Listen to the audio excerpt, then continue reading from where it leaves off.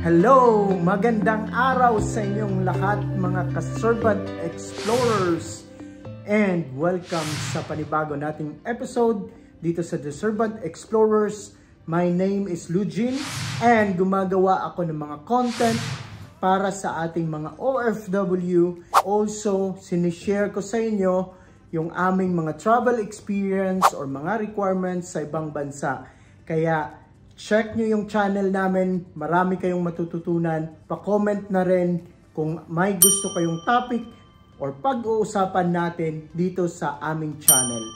Sa episode na to mga ka-Servant Explorers ay pag-uusapan natin ngayon ano nga ba ang OFW Pass, gaano nga ba ito ka-importante at paano ito i-download using our mobile phones. Ang OFW Pass or DMW Pass ay ito yung bagong mobile app kung saan hindi na natin kailangan mag-acquire ng OEC gamit ang e-registration.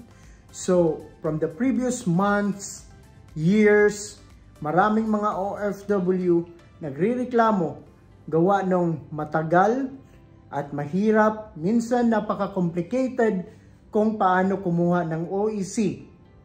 Subalit ngayon, sa bagong mobile app na ito, ay mabilis na kasi QR code na lang ang gagamitin ng or ipapakita natin sa immigration doon pag alis natin or pabalik sa abroad. So QR code na lang, hindi na kailangang mag-apply through e-registration gaya ng nakaugalian natin na lagi tayong nagla-login using our username and password. Ngayon ay bago na po. However, itong mobile app na ito, itong OFW Pass, ay hindi pa po siya ganun ka-perfect. So, trinay ko rin ito and marami din sa mga kaibigan ko na OFW na umuwi ng Pilipinas at sinabi nga nila na hanggang ngayon, hindi pa po siya ganun ka-ready and perfect yung mobile app. So balik pa rin tayo sa e-registration, pero mas maganda na alamin natin or mag-download na tayo para kung ready na, konting update na lang sa ating mobile and mabilis na tayong maka-acquire ng OFW Pass or yung tinatawag natin na QR code. So napaka-importante mga kabayan ang OFW Pass dahil ito ay nagpapatunay na tayo ay isang legit na OFW. And remember po mga kabayan, wala po itong bayad. Okay? Wala pong bayad, huwag kayong maniniwala kung may mga link na ibibigay sa inyo at tumihingi ng amount or any value na pera para po magpabayad. Huwag po ninyo itong kunin, hindi po ito legit. So ang OFW Pass po or OEC ay libre po siyang nakukuha. Ngayon, paano nga ba ito i-download? So, gamit ang iOS kasi ang iPhone, almost the same din siya sa Android. Kung Android yung gamit nyo na mobile, almost the same process lang siya. So, hanapin lang natin yung icon na to sa Android or sa Google Play or sa iOS, itong icon na ito, DMW Mobile App. So, pag nahanap natin, download natin. Okay? After pagka-download, using our email ID and password, okay? Gaya nung same account na ginamit natin sa e-registration, okay? So, pag naka-login tayo, first nahingi nito ang OTP or yung one-time password. So, punta tayo sa email natin at makikita natin nag-send ang system ng OTP at ito yung gagamitin natin dito na part. Okay? So after dito, babasahin natin yung terms or agreement ng using ng mobile app na ito. Then click agree. Yan, naka-update na. Once na naka-login tayo, naka-update na lahat ng mga record.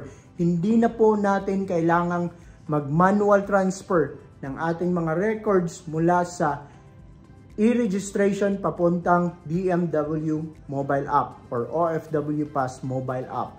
Ngayon, mga kabayan, tignan natin at i-update natin sa part na to yung ating Emirates ID or OFW ID or anong ID kung saan kayong bansa dito na part na to. Tapos, i-update natin yung ating verified contract. Okay? Verified contract, sundin lang natin yung mga hinihingi. Dapat naka-check or naka-green yan lahat. So far, i-update natin para po may record tayo dito sa mobile app at hindi tayo mahirapan kumuha ng OFW Pass or QR code. So update lang natin lahat ng mga details, yung profile natin. Kung makikita natin sa part na to, yung e-registration number, same yan ng e-registration number doon sa dating website kung paano kumuha ng OAC or balik manggagawa. So, ganun lang po or ganito lang po kasimple mag-download ng app. So, makikita natin sa application na to mga kabayan yung iba't ibang mga importanteng details.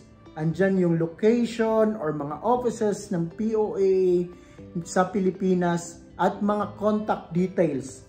So, i-explore nyo lang muna tong app na to nang sa ganon, pag ready na talaga, hindi na ganon kahaba or hindi na tayo magmamadali na mag-update sa mobile app na to. Para sa akin, napakaganda. Isa to sa magandang ginawa para sa ating mga OFW para po mapabilis yung process at paglabas natin pabalik ng abroad or papuntang abroad. Pero uulitin ko po, hindi pa po siya ganon ka-ready and piniperfect pa lang ng ating government yung system or yung mobile app.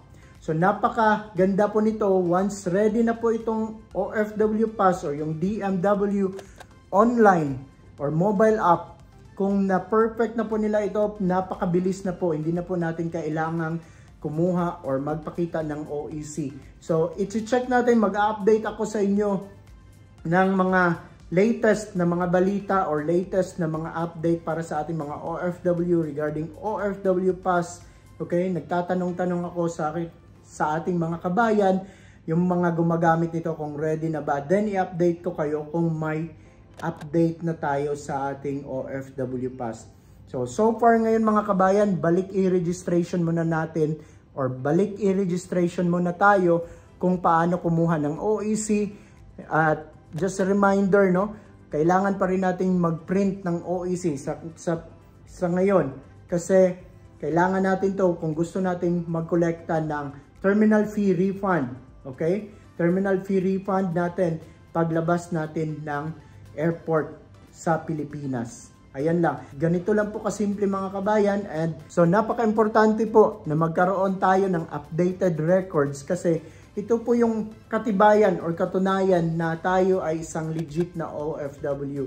Protection din po to para sa atin na mga OFW. In case of emergency, meron tayong reference sa ating OWA, okay? Sa POAA and also sa ating government. So, napakahalaga na sumunod at updated lagi yung ating records sa mobile app or sa e-registration, okay? May mga video akong ginawa, mga kabayan, tungkol sa website ng e-registration or yung DMW na website, DMW Online Services. So, makikita nyo rin sa description box sa video na to, doon sa baba, yung mga link kung saan gumawa ako ng step-by-step procedure, paano mag-register, paano mag-update ng record sa DMW Online Services.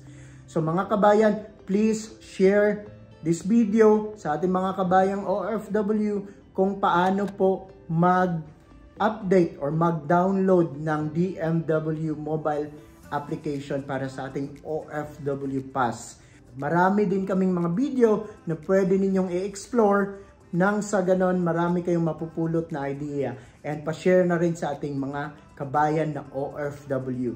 Once again mga kabayan, salamat po sa inyong panonood and more power. However, kung may gusto kayong topic na gusto natin or gusto ninyong pag-usapan dito sa aming channel, please feel free to contact or to send or to write your comment dyan sa comment box or sa description box natin below nang sa ganon ay ma-check natin, ma-internalize, and mapag-aralan natin, ma-discuss natin sa channel na to.